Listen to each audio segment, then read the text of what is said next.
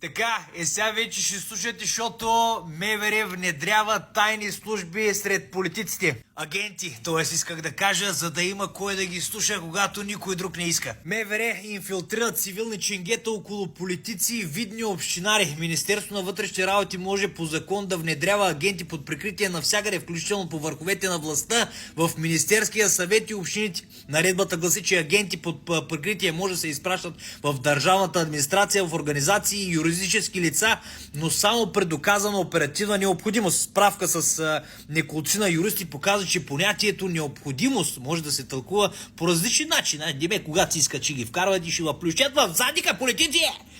Различни начини внедряването на тайни ченгета да стане факт. Под прикритие могат да се пращат като служители от БОПА,